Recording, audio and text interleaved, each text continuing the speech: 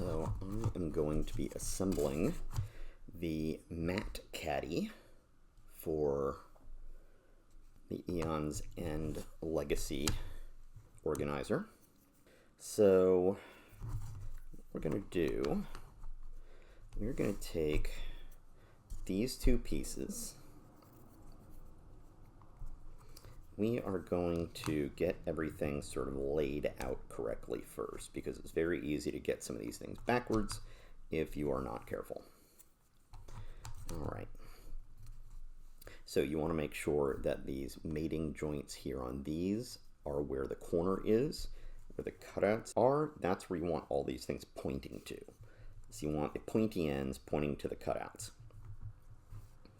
And the important thing here is you want to make sure that you have these exactly the same. If you flip this over and do this way, it will not work. That will be a problem for you.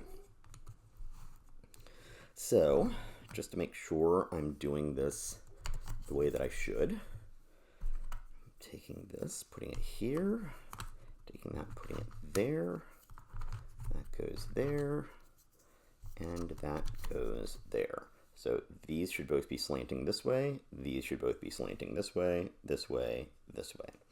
And they should both look identical, not like mirror images.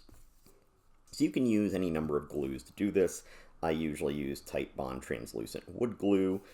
Yeah, it's tacky, so that holds things together well as you are assembling it, and it dries clear.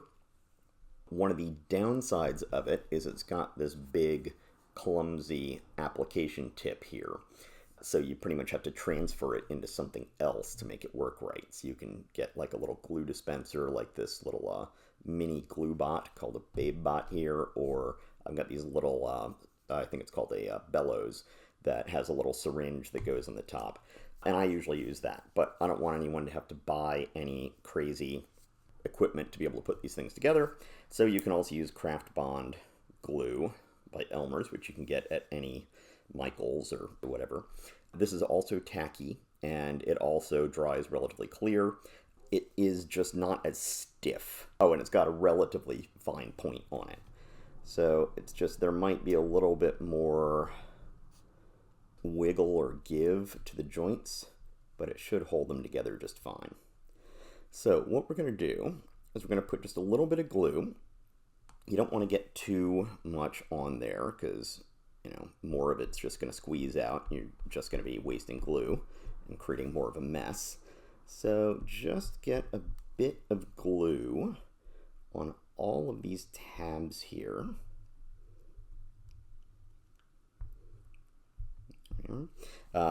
Notice don't get any on this one, this one, this one, or this one, because those don't actually have anything that's going to be attaching to it. Come on, there we are. Okay.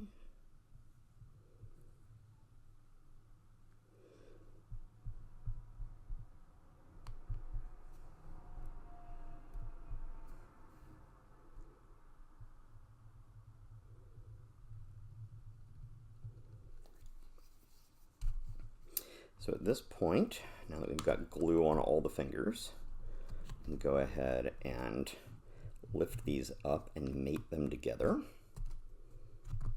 like that. And I'm going to wait to rubber band it or tape it or whatever until I get the other half put together as well. So that's this one right here.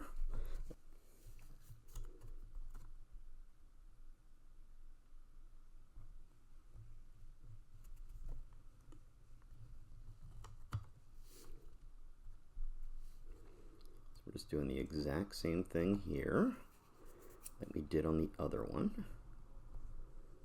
Again, this should be pretty much identical to the other one.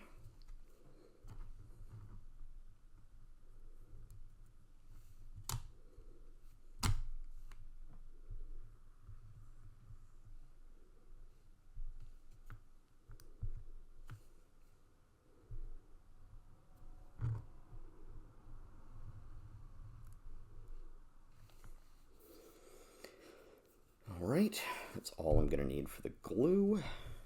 So now I can bring, once again, these sides up at the corners and mate them together. And so now I want to take this, turn it upside down. Be careful because, of course, this stuff isn't really glued together and it can be a little bit tricky.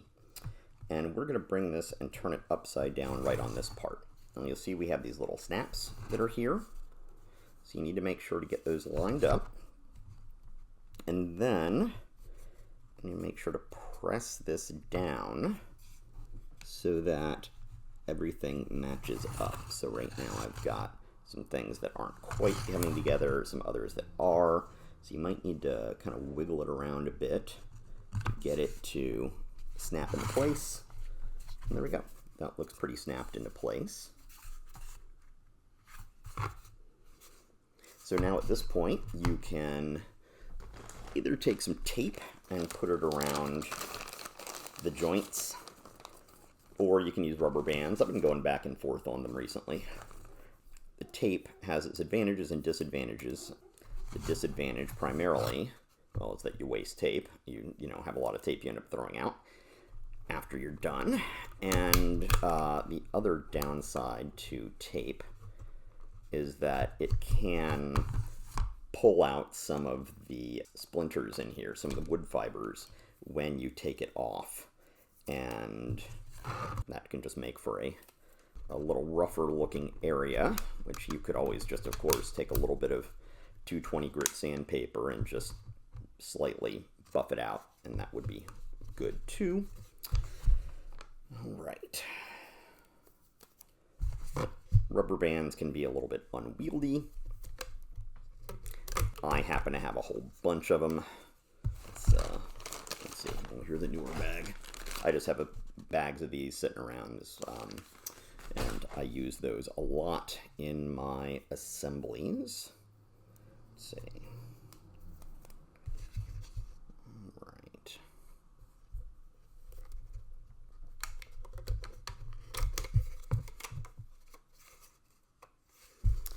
And there we go.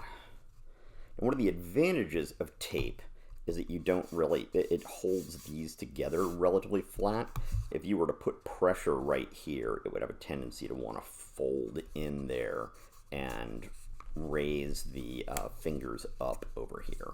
So you want to be careful of that. If you wanted to add more rubber bands around sort of the middle here to get a little bit more equal pressure around, you could, but I think this is a pretty good job. You can just let this dry.